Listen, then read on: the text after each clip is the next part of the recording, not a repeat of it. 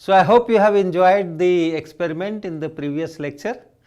We implemented the circuit which is on the board, and we showed you how that cutoff region, that active region and saturation regions appear as you increase this voltage. Now, this active region is related to the amplification action, and here is the relation, and it has to be in this linear region, and then the voltage gain is given by that beta factor of the transistor, and then multiplied by this RL and divided by this RB. This is RB. So, today I will again go to that same experimental setup. It is still there on the table, and we will explore more on this linear region.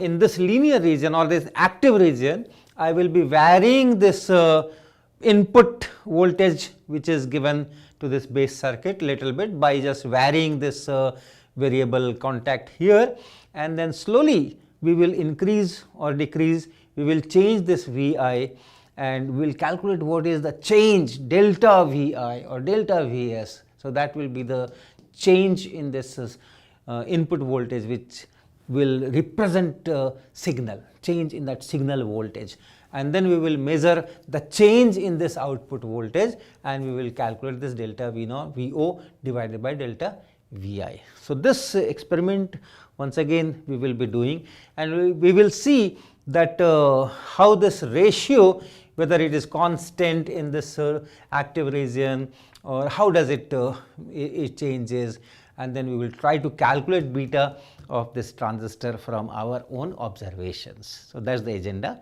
today.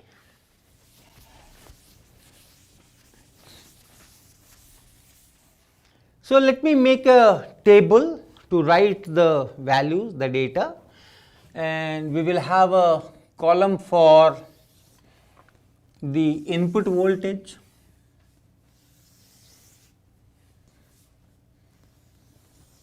Vi.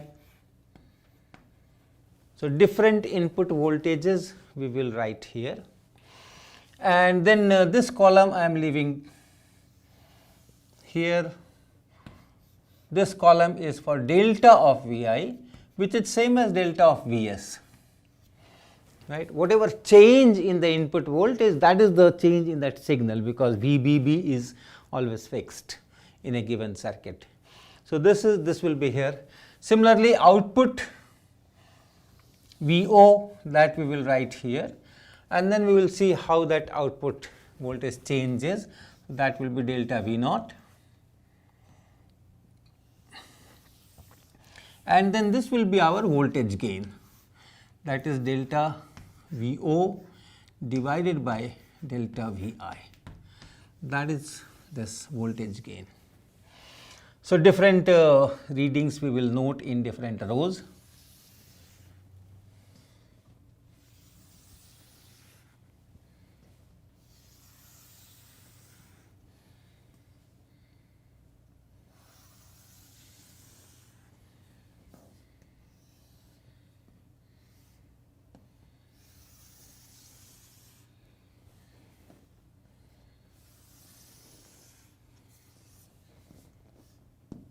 So, let us take 1, 2, 3, 4, 5, 6 to get the idea that how that it changes. Okay. So, I will be doing the experiment, and on the two multimeters you will have this Vi and Vo, and then I will ask Mr. Ranjit to fill this table as I will call the numbers from the experimental table. So, you have the same circuit which we used in the previous lecture. Here is that transistor, and then all that collector, base, emitter, everything is same. That circuit is connected as such.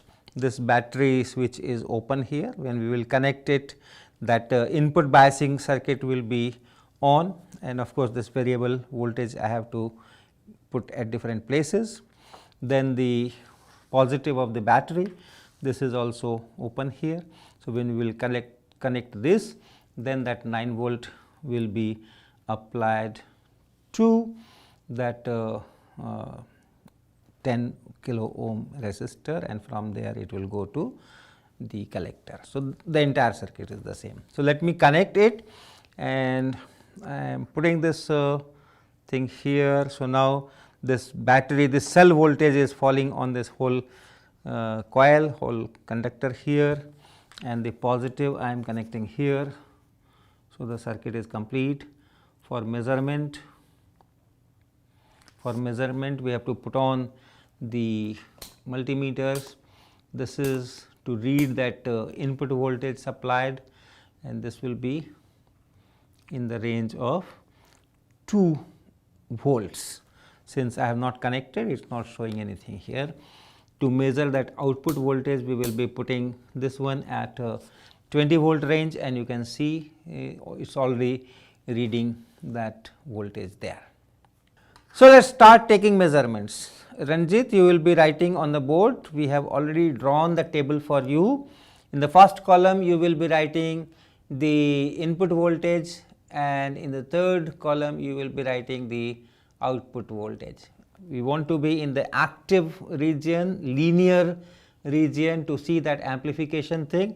So, let me give this biasing voltage somewhere here, and you see the output voltage is hardly decreases, 9.26. I am not in the linear region.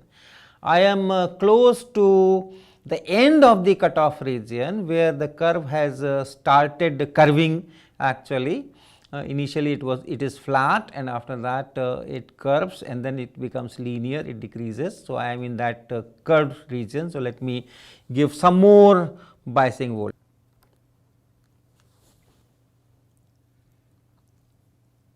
Yeah, input 0.746, output 5.68.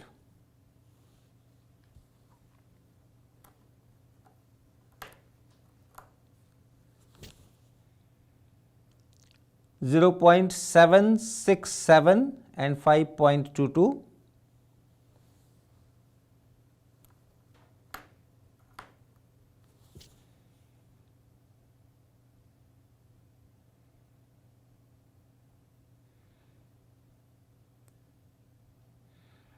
Zero 0.799, 4.54.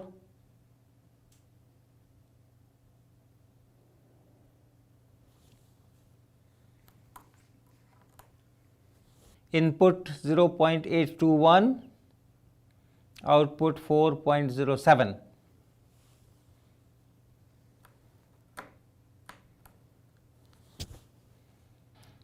Input 0.842, output 3.61.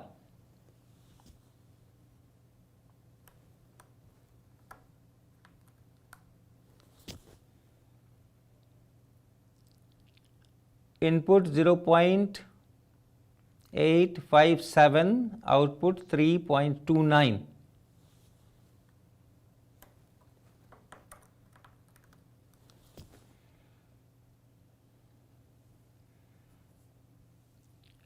Input 0.875, output 2.89.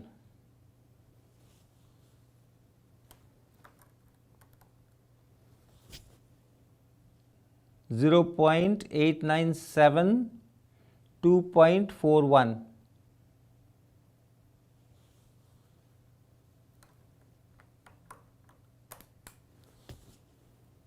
Zero 0.916 and 2.00. Okay. So, we will stop here, and all these data have been noted on the board, and we will do the analysis. So, thank you Ranjit for writing this data. So, these are the input voltages Vi, and these are the corresponding output voltages. So, let me see what is this delta Vi. So, first I will subtract this from this. So, I have increased this Vi by how much amount? So, this is 1 here and 2 here and 0 here. So, I have increased this Vi by this much amount, I have subtracted this from this, right. Similarly, if I go here, I have increased it by how much amount? 2 here, 3 here, 0 here. Then it is 2 here, 2 here and 0 here. Then it is 1 here, 2 here, 0 here. Then it is 5 here, 1 here and 0 here. Then it is 8 here, 1 here and 0 here. And here it is 2 and 2 and 0. And here it is 9 and 1 and 0. Please check, please verify if this subtraction is correct. Okay, this minus this should be here, this minus this should be here, and so on. Similar thing we have to do here. This is delta VO.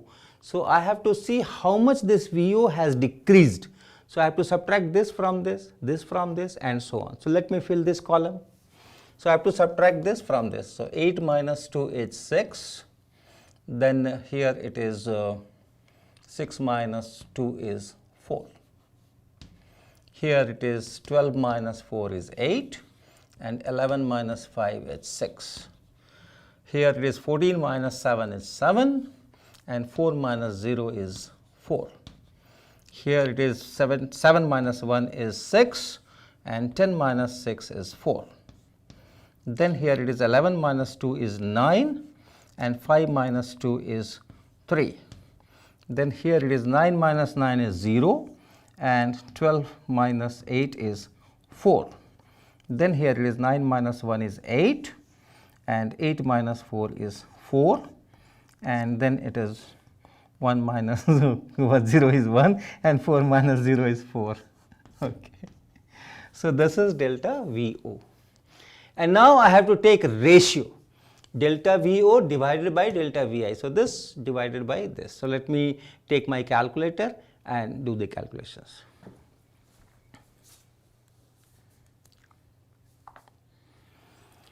All right, so delta VO is 0.46. So 0.46 divided by 0.021, 0.021 equal to, this is 21.9.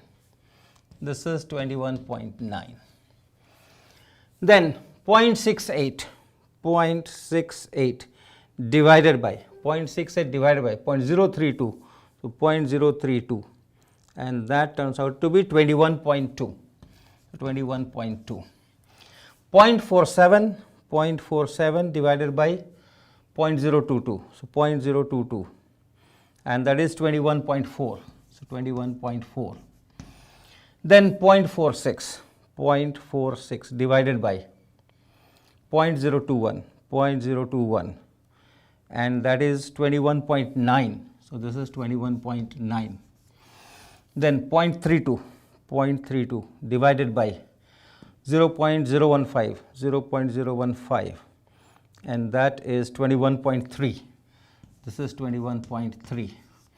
0.40, 0.40, and that divided by 0.018, so 0.018, and that is 22.2, 22.2. Then we have a 0.48, 0.48 divided by, and this is 0.022, so 0.022, and that is 21.8, 21.8. You have 0.41, so 0.41, and then divided by 0.019, 0.019, and that is 21.6, 21.6. All right. So you see, it's very linear. Delta VO by delta VI is almost constant. It's almost constant. It's between 21 and 22. And remember, each measurement has a least count. When I write this 746, this last digit here is least significant. So there is an error of 0.001 here, there could be an error of 0.001 here, and when you are subtracting, the errors add, so it can be an error of 0.002 here, and an error of 0.002 is not small because this whole number is 0.021. and if the error is 0.002, that means error is 2 in 21 is 10%. So there could be a 10% error here. So this is the scenario, and similarly there can be an error of 0.02 here, but that error will be small because it is in 0.46. You have that error of 0.02 here, that is small, but here that error can be very large. For example, in this it could be 10%, up to 10%.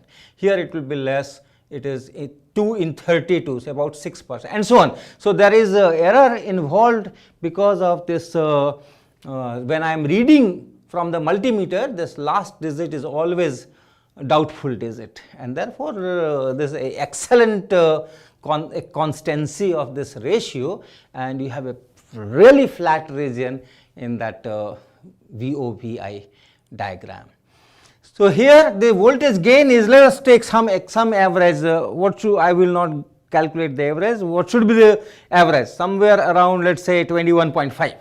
So this is delta VO over delta VI.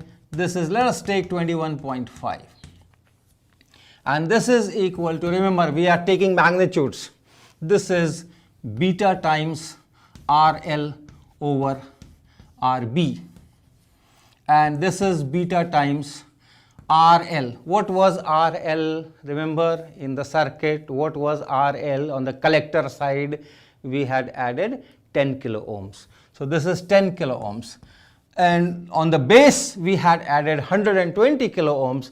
So this is 120. So your beta is 12 into 21.5. Can you work out without calculator? 12 into 5 is 60, so 6 here, 12 and 6 is 18, and 24 plus 1 is 25. So that is the beta from our observations. That is how the amplification works. I have shown you the amplifying action. In a real amplifier, you will have many more things. You will have a lot of capacitors for filtering and other things, and then the signal will be some kind of a fluctuation on the average VBB. I have taken a gradually increasing signal. Signals are not like that. So all those things are there, but that basic amplification by the transistor, that you must have felt through this data. Okay, now the next topic that we will be taking is transistor as a switch. The job of switch is to put a circuit off or on. Now, why I need a transistor in place of just a switch? We have so many switches in our household. For each bulb, for each fan, we have a switch, and we do not put any transistors there. So what's the benefit of putting transistors and how it works? The benefit is, as you know, in the transistor circuit you have two parts. One is input part, one is output part. Now this output part, the current is higher. You have a current in beta times more current there. Beta is 200, then 200 times more current is there. Input side is a low current part. The current that goes through the base part, that IB, is still a few tens of microamperes, whereas that in that output part, collector part, that could be 200 times more. So when we use transistor as a switch, what we do is we control this output circuit through this input. You have already seen the cutoff region, the saturation region. So if somehow I decrease my VBB, the biasing voltage that I am applying on the input side, transistor will go in cutoff region. So cutoff region, there is no currents anywhere, and at the output you have a full battery voltage VCC that appears there. So decrease this VBB to a small value, and you have output there, large output there, and then increase this so that it goes in saturation. So increase this current here, IB here, increase that VBB there, and what you have is very small output voltage. So that output voltage can be switched, right, can be switched from high value VO, which can be VCC, to a very small value by controlling this VBB here. So what you are doing is you are controlling a large current circuit through a small current circuit. You are actually doing switching. You are actually doing switching in that base circuit, that VBB, that forward bias of base emitter junction. You are switching there. You are somehow changing that voltage to a low value to a high value, right? The voltage that you apply to that base circuit, you change it from a high value to a low value, from a low value to a high value. That is the switching. So you are switching in the base circuit, and what we are controlling, the output. So there the switching is appearing there. You are doing something here and the result is appearing there. So you are controlling a high current circuit from a low current circuit, and that is the benefit. That is how that switching takes place, and that is why transistor is used for switching.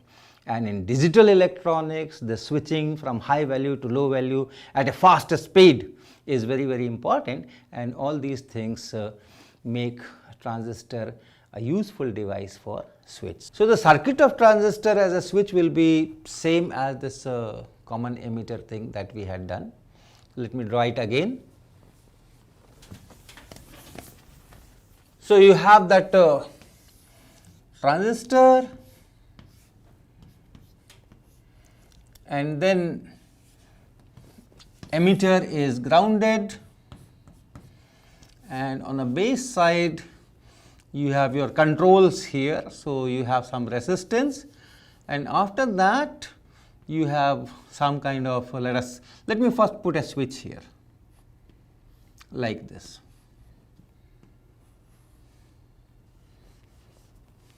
This is the battery, biasing battery, and then there is a switch out here. And on the collector side you have some load, maybe some kind of a lamp or something else.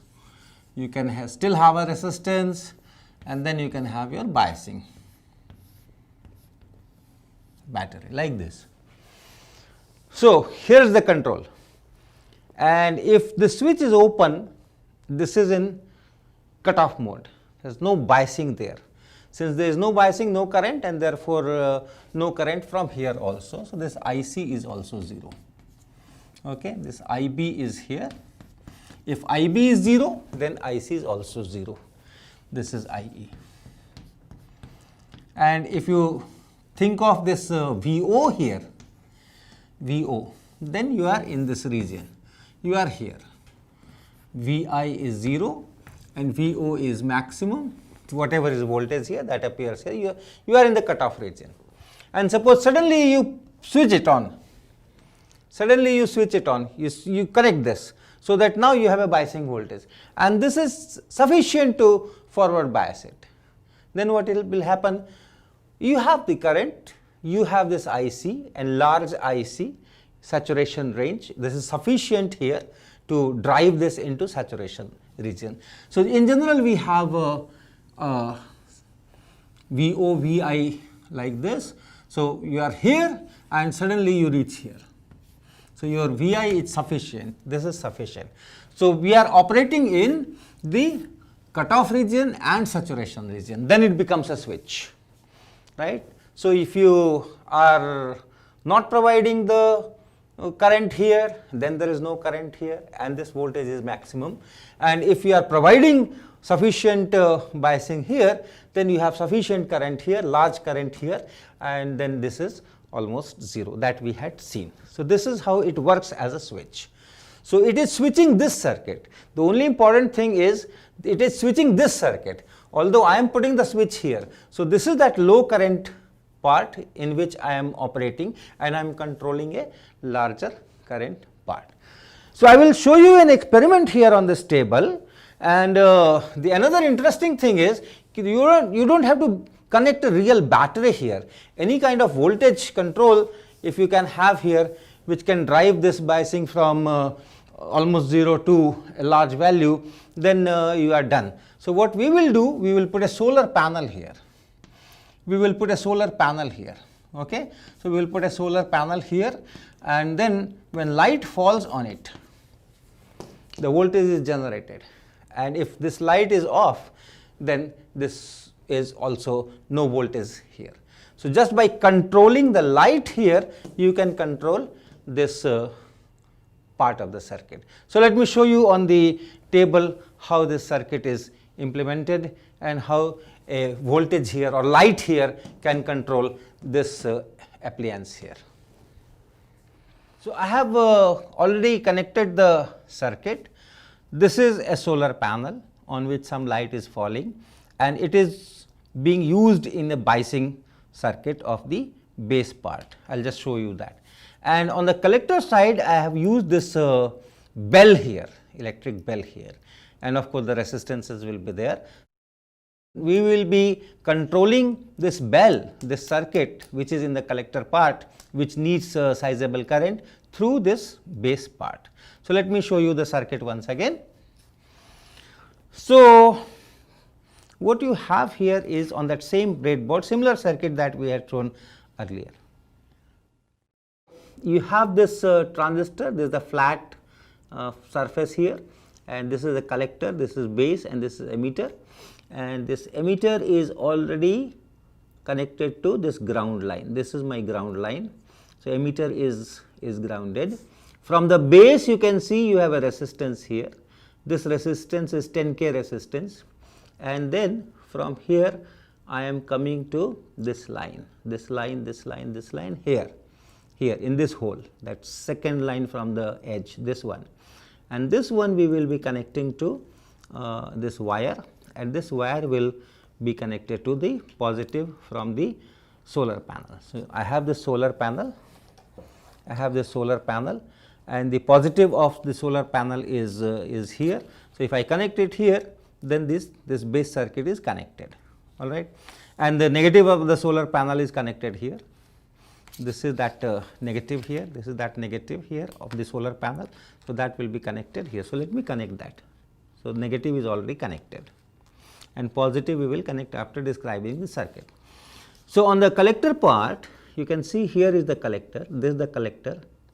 When the flat part is facing you, the left side is collector, and on the same row I have this resistance, I have this 1K resistance, and 1K resistance comes here, and then in the same line I have this red wire, and this red wire is going into this bell, this red wire is going into the bell, and from the bell we are coming back, and that is connected here, this is connected here, and this is the last line, this near the edge, and this is connected here, and this we will be putting the 9 volt biasing, this 9 volt biasing we will be putting here. So here the collector circuit is complete. Okay, so you can compare with the circuit that is drawn on the board, and we will be adding this plus here,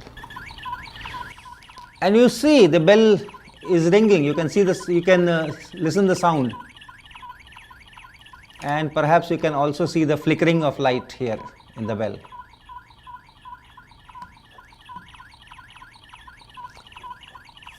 And now I am going to stop this voltage here, the solar panel, the light falling on the solar panel.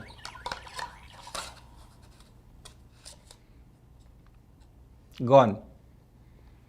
The bell is not ringing, and when I allow the light to fall, bell rings.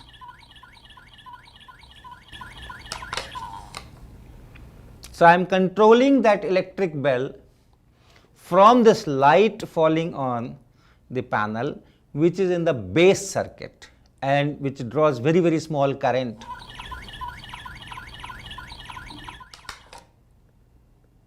That is how a transistor is used as a switch.